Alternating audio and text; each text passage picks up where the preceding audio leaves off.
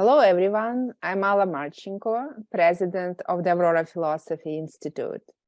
Our speaker this evening is Professor Graham Hubbs, formerly chair of philosophy at the University of Idaho, who will be presenting the topic G.E.M, Anscombe's Moral Philosophy. Gertrude Elizabeth Market Anscombe was professor of philosophy at the University of Cambridge and is regarded as one of the leading women philosophers of the 20th century. She was a close associate of Ludwig Wittgenstein and was a translator of philosophical investigations. If you're watching on our API YouTube channel, please subscribe, join the comment section, and press the like button. And if you really like it, I should mention that on the channel and on the API website, there is a voluntary donate button. Any contributions, no matter how big or small, will be greatly appreciated. Welcome, Graham. Well, thanks for having me. We're going to discuss Anscombe's moral philosophy tonight. And in particular, we're going to look at her seminal essay, Modern Moral Philosophy, and focus on a couple of the theses that she advances there. So that'll be our agenda for the night. First, a little bit of biography on Anscombe that Alla already gave us, so some of this will be slightly redundant. Anscombe, I'm going to move you all out of the way. Anscombe was born in Limerick, Ireland in, there we go, sorry about that, 18 March 1919, so we just went past her birthday. Oops, there we go. She left Ireland and entered Oxford as a student at St. Hugh's College in 1938. She was a Catholic, but she converted to Catholicism. She began studying Catholicism immediately upon arriving at Oxford and converted shortly thereafter. We'll be talking a little bit about her Catholicism over the course of our discussion tonight.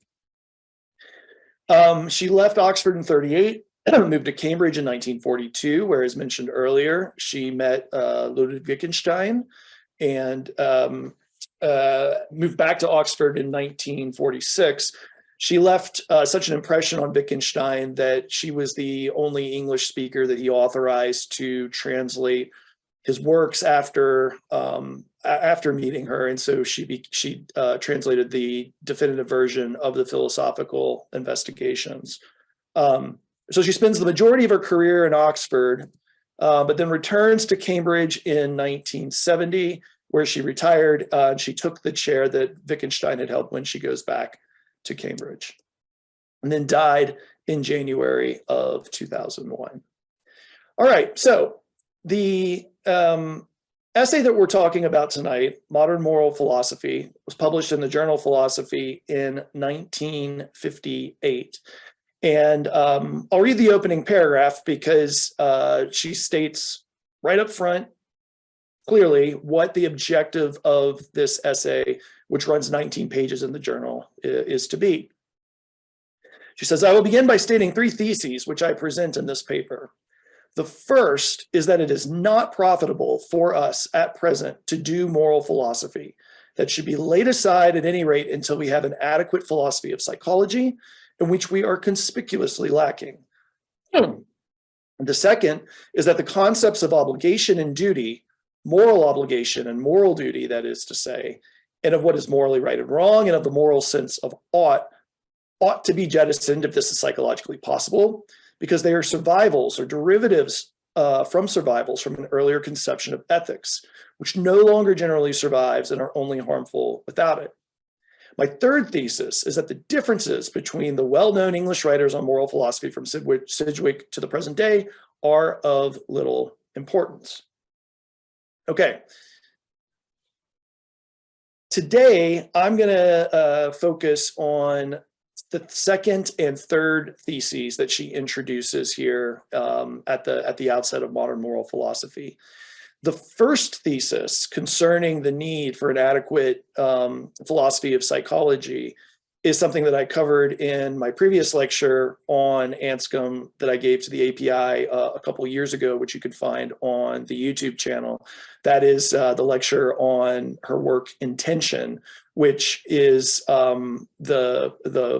long essay or a short book, depending on how you look at it, where she begins to sketch what she thinks that adequate philosophy of psychology is. So if you're interested in that, you can go have a look at that lecture on the API's YouTube page. Today, though, we'll be focusing on the second and third of her theses, which I'm going to rephrase slightly here. First, moral philosophers ought to stop talking about the moral sense of ought. So I'll be going over that first. And then we will look at her claim that most English language moral philosophy since the 1870s is basically the same. In the context of discussing that claim and arguing for it, she coins a phrase that has been with us forever since, namely, or a term that has been with us forever since, namely the term consequentialism. So we'll get to that and what she has to say about consequentialism and how it unites all of the British moral thinkers of her day going back 70 or 80 years in due time. Okay, so let's start with thesis 2, which is her critique of the moral sense of ought. And to get into this, let's talk about different senses that the term ought has. And here I've got up the cover of a book by my colleague and friend, Matthew Chrisman, who back in 2008, I think it was, or 2010, so about a decade ago, wrote a book called The Meaning of Ought that goes through and gives us semantics for all the varieties of things one can mean in English with the word ought. And Matthew helpfully in that book lays out some different, what he calls flavors of the term ought that will allow us to see the various ways that we use the term in our speech.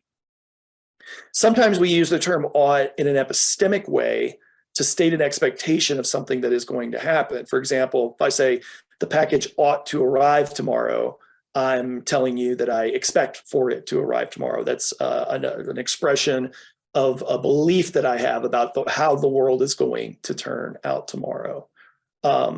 This is just can be distinguished from what we can call the teleological conception of ought. Teleology means goal-directed, and so the teleological flavor of ought describes something as good or essential for some completable goal. So I might say, you ought to use Genovese basil if you want to make an authentic pesto. In contrast with the previous flavor of ought, I'm not making any sort of prediction about the way the world is going to be. I'm not expressing an expectation for the way it's going to be. Instead, I'm explaining that if you have a certain goal, then an appropriate or good means towards achieving that goal is to do the thing in question, namely get the right kind of basil if you want to make authentic pesto. Another flavor of ought is the prudential flavor of ought. It's like the teleological flavor of ought in that it directs action, but instead of directing action at a completable goal, it directs action through describing something as good or essential for producing a good ongoing state. So if I say you ought to quit smoking, part of what I'm doing there is alluding to the fact that what it is to be a good human is to be a healthy human, and that smoking is not a part of a healthy life. So it's, again, similar to the teleological flavor of ought in that it's aiming at something and directing action in a certain way, but instead of directing it at a completable goal, it's directing action at if the agent succeeds and stops smoking, gets to be healthy at an ongoing state. That subtle difference is not going to be as significant to us, but it's yet another flavor that, that Matthew talks about in his book. Finally, we get the sense that is Anscombe's concern, which is the moral sense of ought. And this describes something as morally good or essential. For example, you ought to tell the truth and to help those in need is something that one might say as a moral precept. Okay, now, I just presented the moral ought as describing something as morally good or essential. And there's my example sentence again. But this is obviously a circular definition. It uses the term moral in defining what the term moral is supposed to be.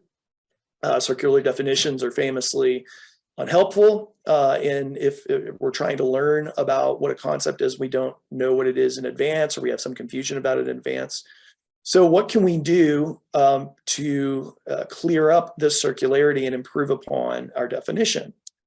We'll bring Anscombe into the picture here and think about what her analysis of the moral flavor of ought is. And she says that when we use the term ought and say that we're using it in its moral register and not say it's epistemological register or it's merely teleological register, what it intends to convey is the idea of some kind of obligation. So if we morally ought to do something, then what we're saying is that we are obliged to do that thing. And it's a distinctive kind of obligation that we mean to flag when we use the term moral and talk about what we morally ought to do. It's different from, say, a legal obligation or a contractual obligation.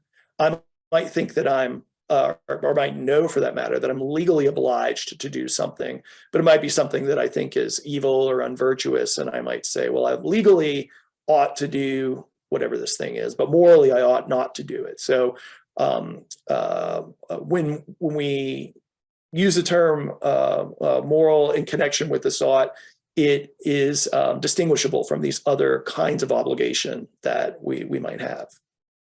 Okay, so having homed in on that in her essay, Anscombe then says, what is the source of these special obligations that generate this particular flavor of the term ought?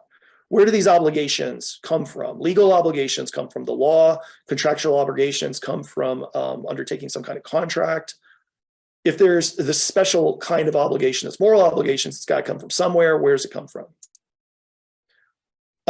Now, as a backdrop, Anscombe seems to think that obligations in general are either generated by agreements, and contracts would be a species of these agreements, or by commands.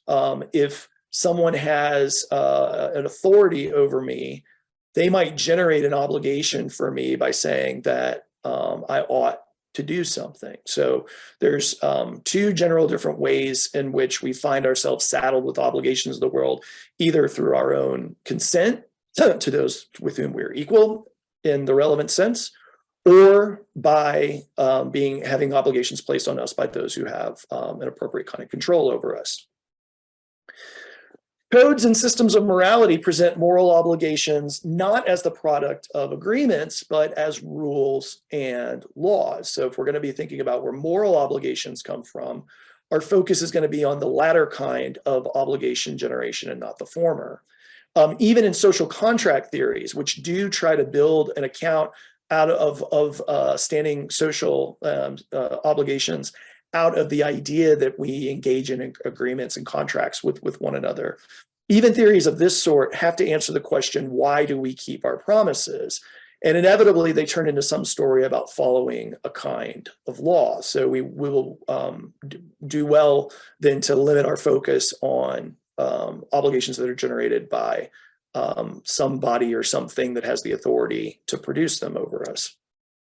All right, so if the moral obligations are produced or have the form of some kind of law, but it's a special kind of law, not secular law that the governments that we happen to live under create, but a different, higher kind of law,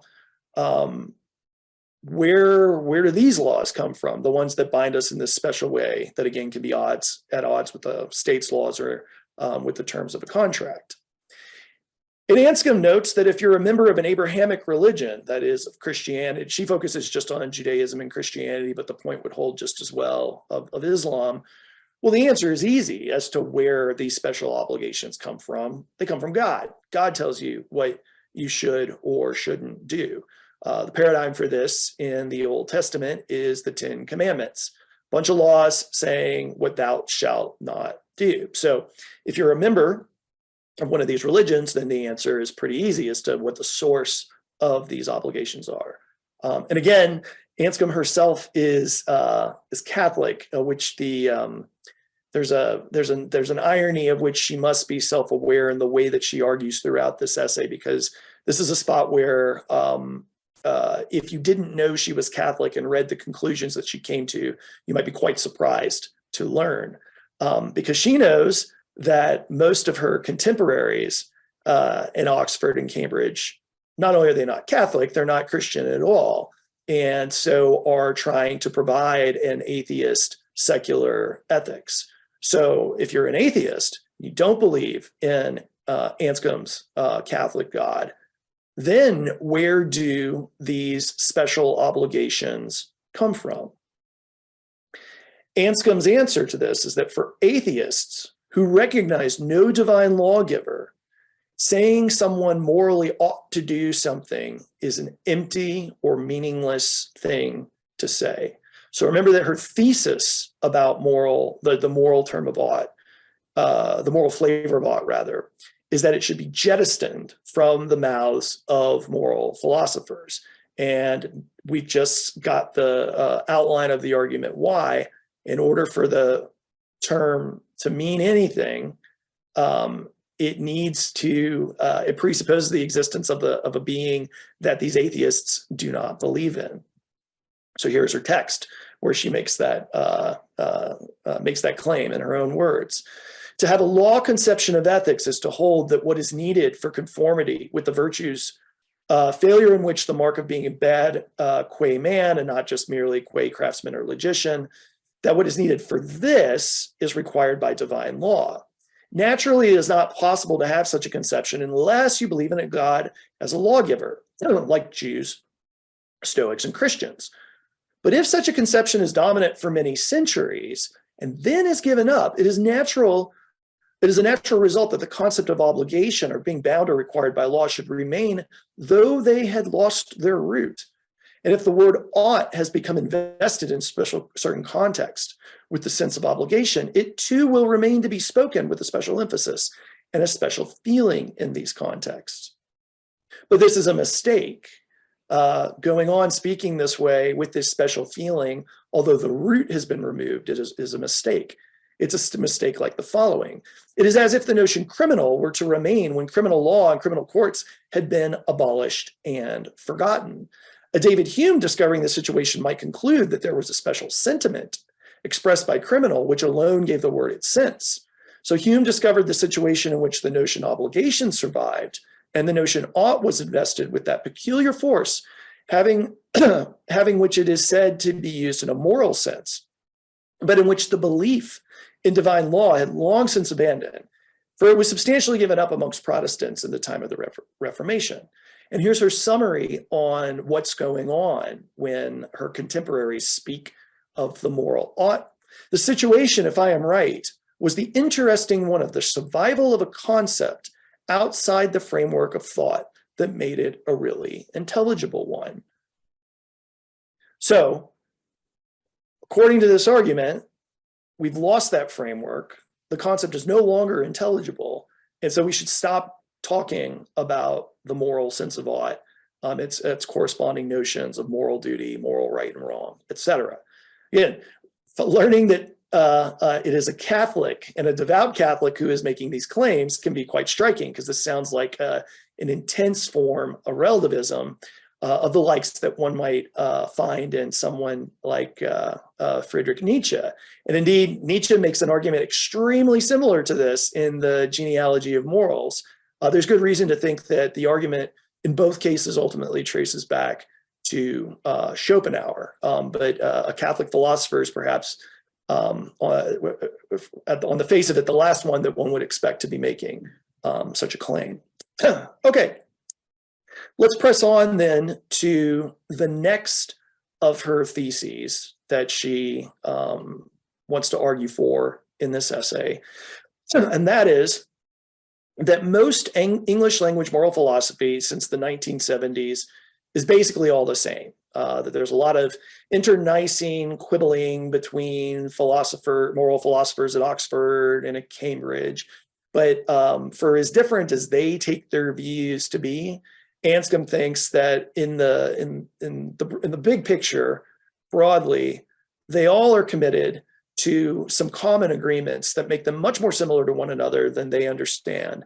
And that agreement is that they are all consequentialists, even though they don't know it because she hasn't invented the term and the category consequentialism yet for people to think about themselves under.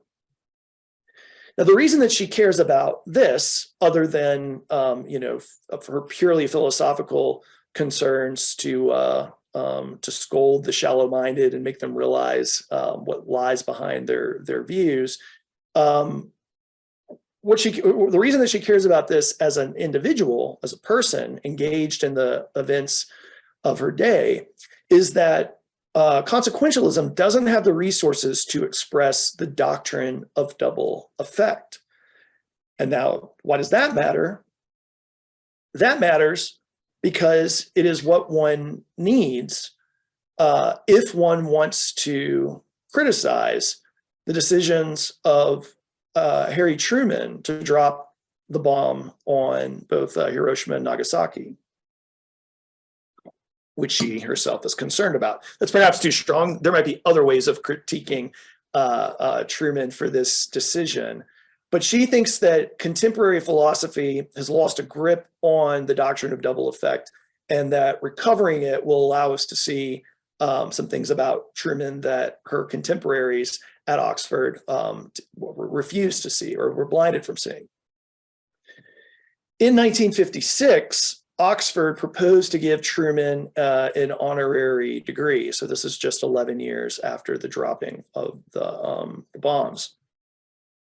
Anscombe and some of her colleagues were furious about this because, as far as she was concerned, Truman was a mass murderer for dropping the bombs on the citizens of those two cities.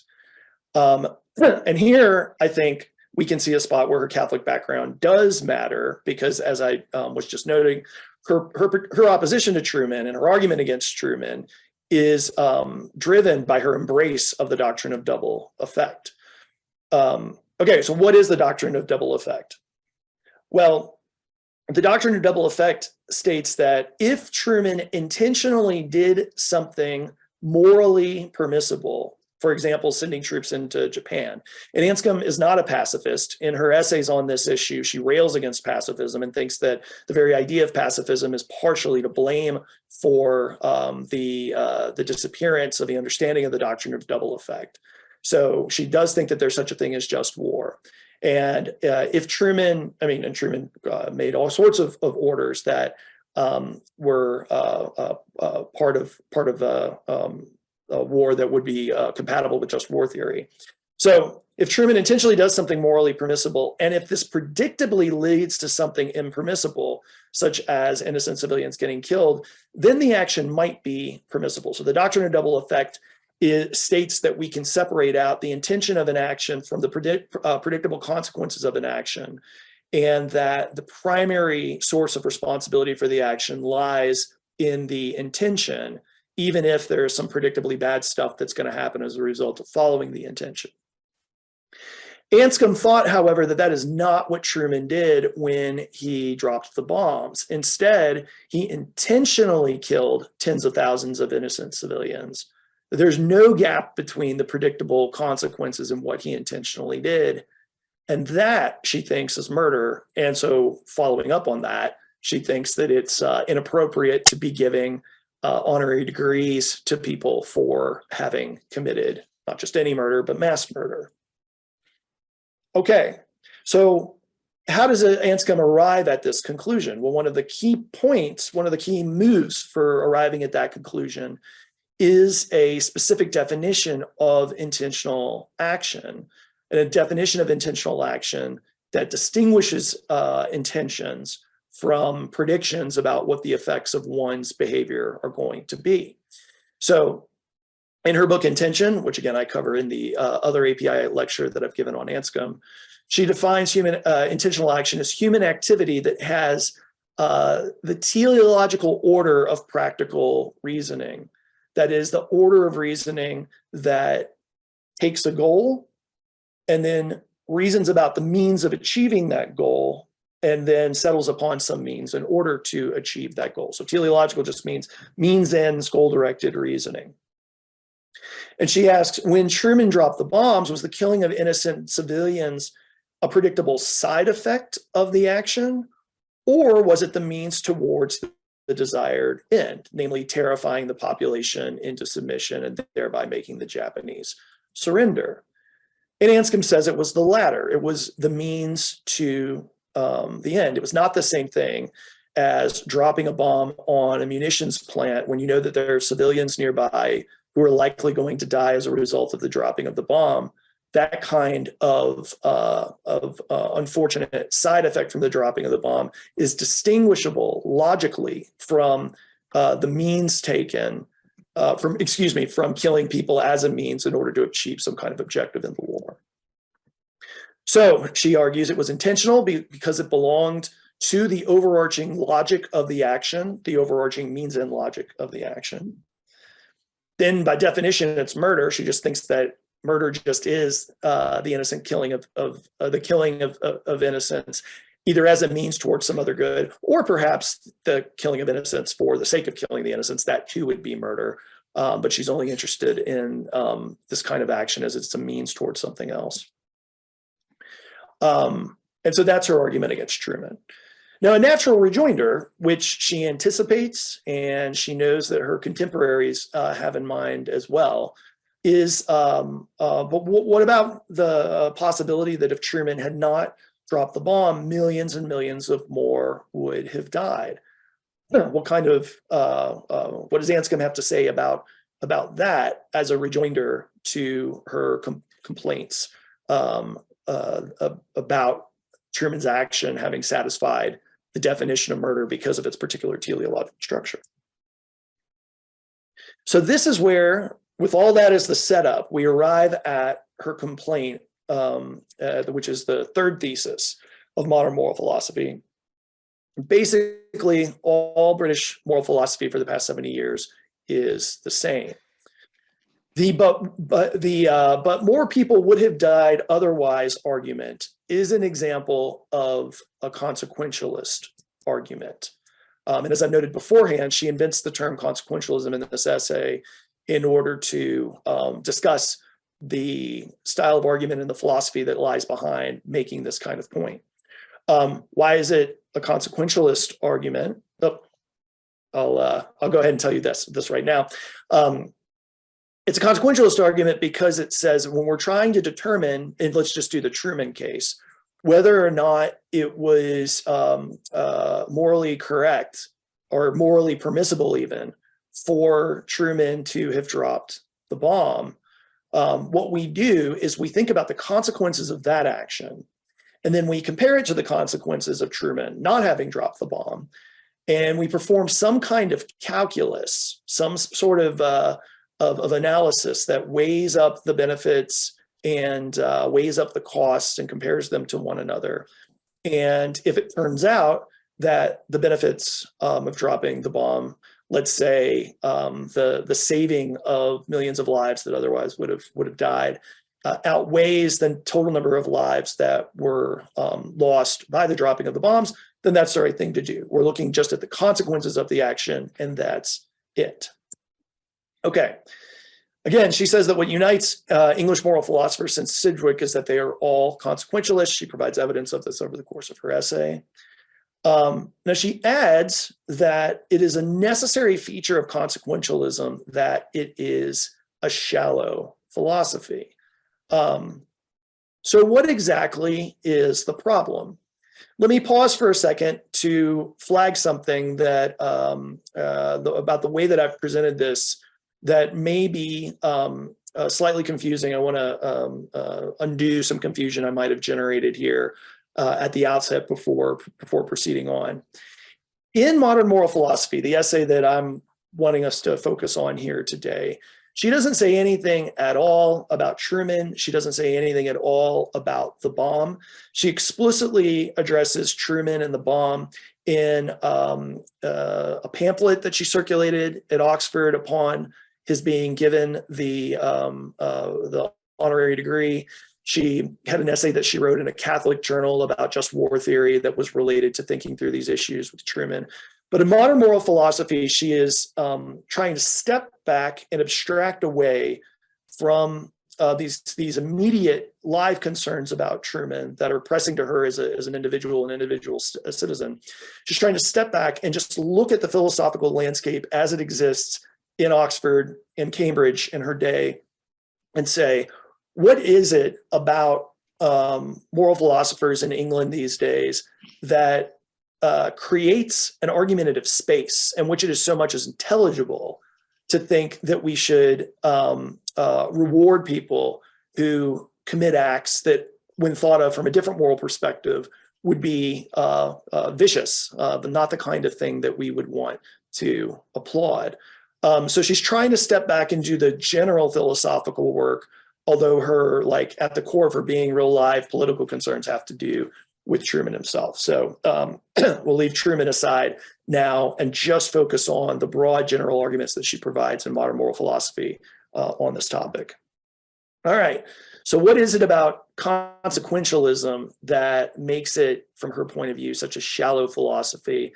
Why is it problematic as an approach to doing ethics?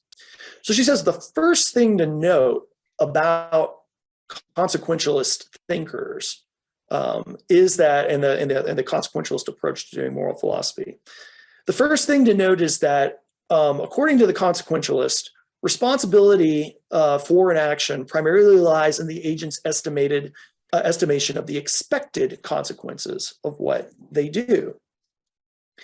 In many cases, it's inappropriate to hold somebody unaccountable for accidental consequences that they did not anticipate.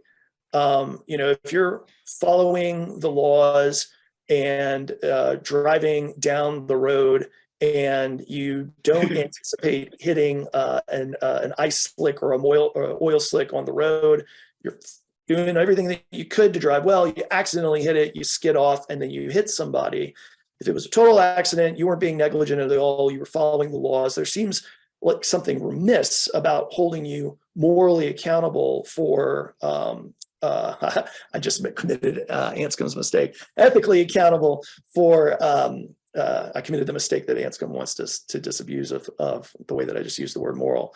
You shouldn't be held accountable for that in the same way as if you deliberately try to knock out the person who's driving down the side of the road. So if it's strictly an accident that you hit the person, the accountability, it seems on just about any view, is not the same as if you deliberately target the person while you're driving the car. So if we're thinking about that generally accepted fact about ethics within a consequentialist framework, we're going to want to distinguish between predictable consequences of an action and unpredictable consequences of an action.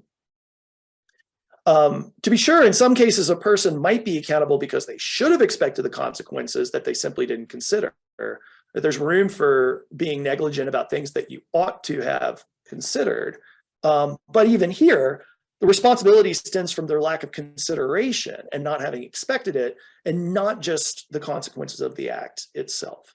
So on this view, ethical responsibility is going to stem from the expectations of the agent about what's going to happen as a result of doing something, and both what they actually do expect and what they ought to have expected, because it's what any rational person would have expected to come about. Okay, so that's the first thing that we note about consequentialist theories of ethics, is that they locate responsibility for action primarily in the expected consequences that an agent has of what's going to happen from what they do. Now, the next thing to note is that if only expected consequences matter for the ethical assessment of an action, then there's no kind of action that is intrinsically bad just as a function of the type of action it is. So suppose that we've got a character here, we'll call him Jack. And if you deliberately kill Jack and harvest his organs, it's going to save the lives of 5 others. Do all the stuff in the thought experiment that you need to make it clear. You're at the hospital. You've got a team ready to harvest the organs very quickly. You've got patients who need kidneys and livers just waiting there. Make Jack and the other 5 people all of the same age, make them of the same intellectual capacities, make them in every respect that you can think of, make them all equally deserving of living. And now with all that set up in your thought experiment, imagine that if you go ahead and kill Jack, the 5 people that are standing there waiting for, they're probably lying down, waiting for kidneys and hearts and the like are going to survive. And if you don't kill Jack, the other 5 are going to die. According to consequentialism, not only is it permissible that you kill Jack, you're required to kill Jack. It's the only good thing to do. It's the action that it guides you to do is to maximize benefits through your activity. And here we've got a situation where 5 people are going to live if you kill Jack, but only 1 person, Jack, is going to live if you refuse to do so. And when you do the calculus, sure seems like if that's all that you were considering, then again, not only is it permissible, but it's required that you kill Jack so that the other people can live. This is a variant thought experiment of something that many of you may be familiar with, which is the trolley problem, which is a reaction in the middle part of the 20th century to thinking through the predominance of consequentialism, after Anscombe has named it, in thinking about ethics in English-speaking philosophy. So that's one thing about action guidance.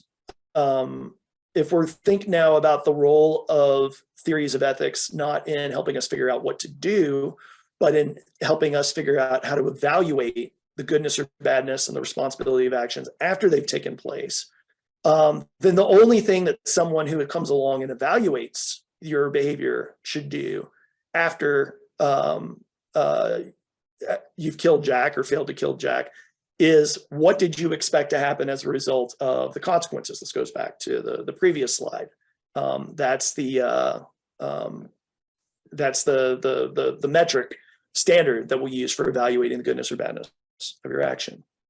Oops, lost it. Okay, oops. So the third thing to note, Anscombe thinks about consequentialism, after we've noted these 2 points about what makes a consequentialist view what it is that Western moral systems from the Greeks to the Abrahamic religions do not agree with consequentialism on these 2 points. Here's Anscombe's own words on it. This is a significant thing. It means that all these philosophies, all these consequentialist philosophies in British moral philosophy from 1870 on, all of them are quite incompatible with the Hebrew Christian ethic. And she adds Greek to this as well. For it has been characteristic of that ethic to teach that there are certain things forbidden whatever consequences threaten, such as choosing to kill the innocent for any purpose, however good, vicarious punishment, treachery, by which I mean obtaining a man's confidence in a grave matter by promises of trustworthy friendship and then betraying him to his enemies, idolatry, sodomy, adultery, making a false profession of faith. The prohibition of certain things simply in virtue of their description as such and such identifiable kinds of action, regardless of any further consequences, is certainly not the whole of the Hebrew Christian ethic, but it is a noteworthy feature of it. And then she goes on to say, and if every academic philosopher since Sidgwick has ignored it, then that's the more important thing to note about these philosophical views than whatever differences they have between them. She then says it is notable that none of these philosophers, these British moral philosophers from Sidgwick on, displays any consciousness that there is such an ethic, which he is contradicting. But it is pretty well taken for obvious amongst them all that a prohibition such as that on murder, just for being murder, does not operate in the face of some consequences. But of course, the strictness of the prohibition has it as the point that you are not to be tempted by fear or hope of the consequences. Now, one of the things that I'm curious to talk about in the Q&A is this phrase right here, that, or this last claim rather, that the point of having entire categories of action be strictly forbidden in the Abrahamic traditions of ethics, and again in Greek traditions as well, Aristotle makes a similar point, is that one is not to be so much as tempted to perform the relevant kinds of actions by even by what good consequences might come of them.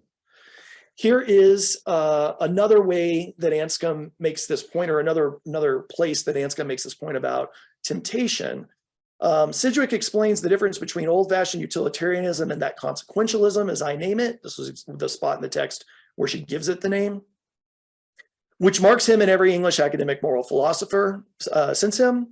By it, the kind of consideration which formerly would have been regarded as a temptation, the kind of consideration urged upon men by wives and flattering friends, was given a status by moral philosophers in their theories. I'm also curious why you all think that Anscombe uses this way of describing temptation as a consideration urged upon men by wives and flattering friends. There's something tongue-in-cheek going on there, but I'm not quite sure that I entirely get it. So I would love help with that. But at any rate, she seems to be very, very concerned about the possibility of temptations towards category of actions that is a reason that certain categories are simply forbidden by most moral codes in the West up until the middle of the 19th century, that then disappears with the advent of consequentialism in the wake of the atheism of her contemporaries. That very bit of text that I just read to you, the next sentence is the sentence in which she makes the remark about consequentialism being unnecessarily shallow philosophy. She says it is a necessary feature of consequentialism that is a shallow philosophy, for there are always borderline cases in ethics. Okay, so I want to close. I've got a handful of slides still to go through, but our closing point is going to be to see if we can make sense of what she means in characterizing consequentialism as shallow, and what problems come about, or what problems can come about from the shallowness. I've got a contemporary example that I'm gonna end on, and then we'll open the floor to discussion. So here's a reminder of the things to note about consequentialism that make the various British moral philosophers of her day mostly the same. Consequentialism is by necessity a shallow philosophy. She thinks is the result that we'll arrive at once we realize these common features of consequentialism. So why is it shallow? And what's the problem with its shallowness? Okay, well, one thing that we've already talked about is that one function of moral philosophy is to offer guidance in confusing situations. I haven't put it quite that way yet. I put it earlier by saying that moral philosophy is meant to guide our actions. It's one thing we use it for. Another thing we use for is for evaluating actions after they've taken place. But this is one of the things that one would hope that studying ethics would equip one to do, is to make better decisions in the world about what to do. So we'll need that guidance when we confront confusing situations. And average, ordinary situations, we might not need any such guidance.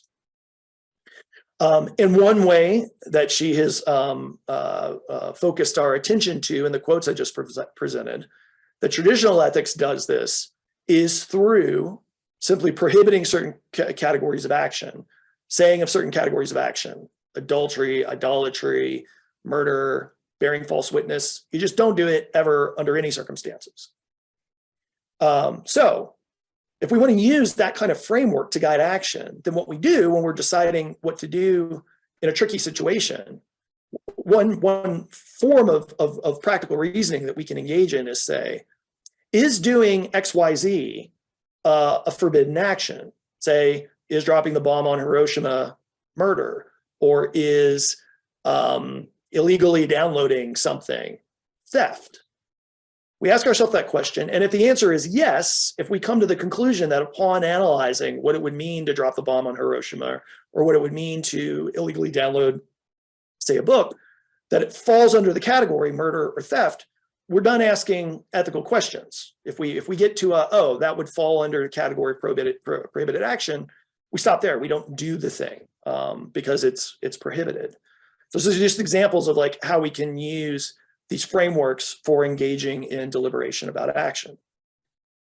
But this kind of reasoning is senseless from a consequentialist perspective, precisely because there are no prohibited categories of action.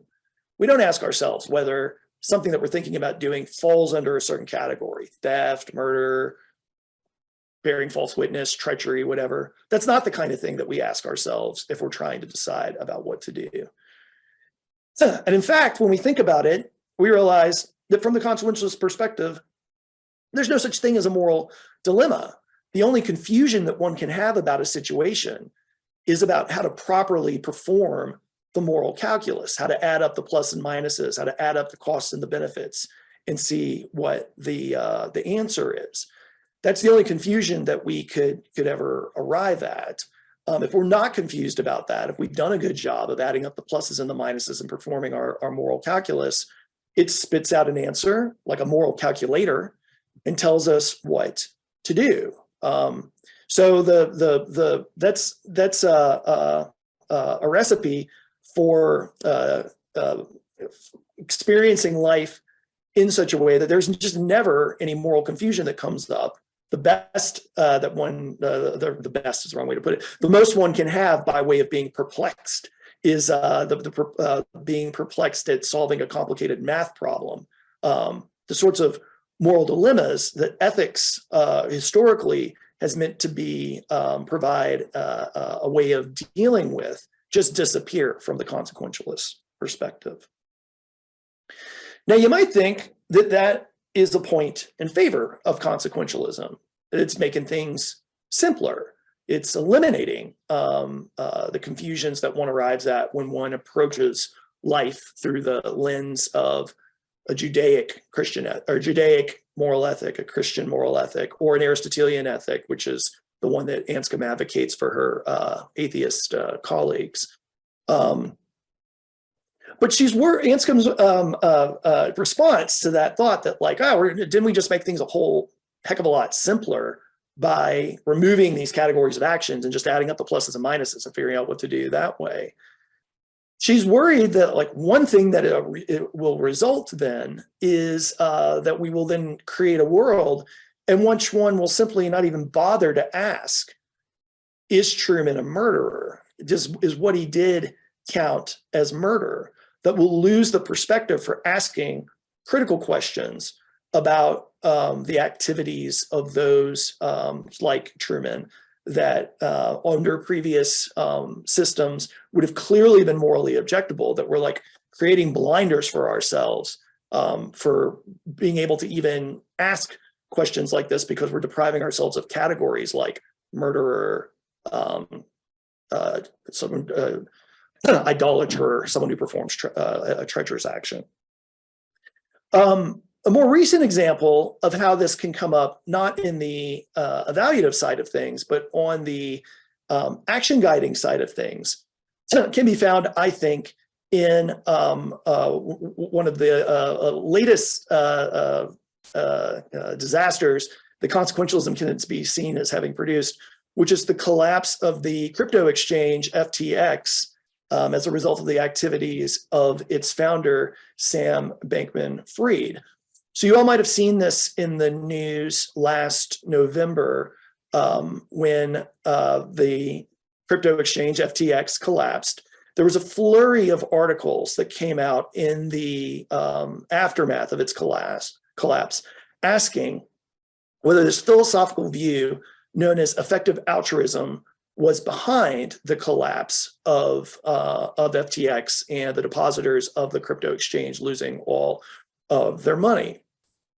What's the connection here to Anscombe, consequentialism, et cetera?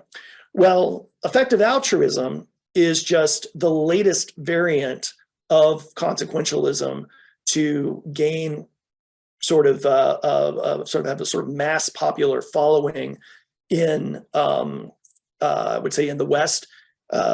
Its major proponent is a guy named McCaskill, who teaches at Oxford and leads a nonprofit that seeks to take in donations and allocate them in an effectively altruistic way. Effective altruism is the term that is used for this brand of consequentialism. It seeks to be effective by trying to leverage time and money as effectively as possible. And it's maybe the thing that will demonstrate what distinguishes it most from earlier forms of consequentialism is that there is a branch of effective altruism known as long-termism. The title long-termism sounds to me like a chronic disease, but long-termists believe that if we're being consistent consequentialists, then what we should care about the most is human life in general. And so we shouldn't prejudice the value of present human life over the value of future human life. So long-termists tend to be concerned about things like climate change, thinking that we need to think about what's going to happen to people many generations down the road about the decisions that we happen to make now.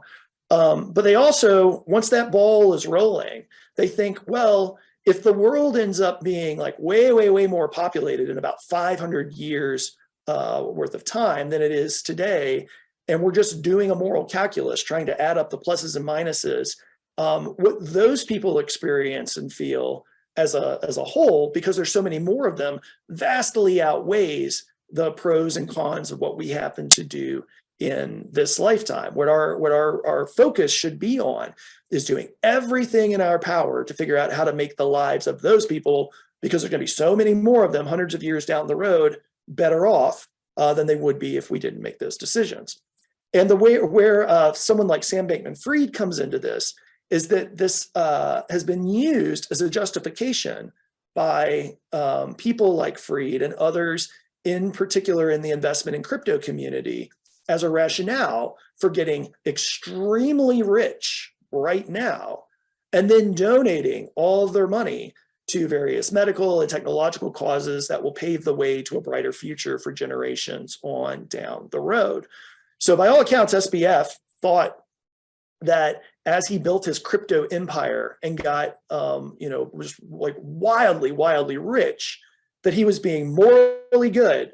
He was being a good consequentialist, a good effective altruist, a good long-termist, because he was going to make all this money and then donate it to causes that would help people live well in the future. So some of the details about what went wrong, real quickly. All you need to know for the purposes of this talk about what FTX was that it was an exchange for crypto derivatives. SBF used the depositors' money in FTX. In order to get on the exchange, you had to use what I think John would tell us is money, real money, the kind of money that is issued either as currency by states or bank money. You had to deposit some of that onto FTX in order to get the crypto tokens that would then go on to be used in order to buy and sell derivatives on the market. And what SBF did with that bank money and was take it and then move it over to his hedge fund, Alameda Research, in order to make increasingly risky bets, which he felt like he had to make in order to cover losses that were realized when interest rates went up. You don't need to know any of that story to know that he didn't tell his depositors that he had moved his money over to his hedge fund and then were using that money to make risky bets, which then came up short. When FTX crashed in November, for reasons that, again, we won't need to get into for this talk, the depositors who had put their money there thinking that their money was being used in order to participate in this crypto exchange found that they had no more money because Sam Bankman-Fried had spent it over in his hedge fund in order to make risky bets. For that, he is now in a great deal of trouble. So what's the role of consequentialism here in this tale of Sam Bankman-Fried? What would Anscombe have to say potentially if she were to rise from the grave, and then you teach her about crypto and then look at this situation with SBF. Well, SBF seems to have believed that all that mattered for his actions were the expected consequences of what he was doing. And moreover, he was, as people in effective altruism tend to be, very high on his ability to predict well, that he knew what the consequences of his action were going to be. This style of philosophy goes hand in hand with people who do not have a great deal of intellectual humility and think they know better than anyone what the consequences of their actions are going to be. They're better at predicting what's going to happen in the future than other folks. So Freed thought that he knew for sure that the way that he was handling other people's money was going to result in his companies making, again, $1 bazillion. He also believed that he could predict with a reasonable degree of certainty that as he got to old age, he would in fact part with all of this money that he would make, as opposed to having a change of heart, keeping it all. He thought that he had all these beliefs about what he was doing, what was going to happen, and what the effects of all the money was going to be. And all those beliefs about the expected consequences justified what he was doing in the moment. And I think if Anscombe were to rise from the grave and see what would happen, she would say, this is exactly my point. This is why we have categories of action that are impermissible, because no one is wise enough to be able to see in the future in the way that SBF thought he could. And no one's character is strong enough once they have given themselves over to temptations, and say the temptation to make a ton of money, to stick with it through the end, to do what they've set out to do and believe that is good. We need categories of actions such as lying and stealing being just wrong in order to prevent these kinds of catastrophes from happening.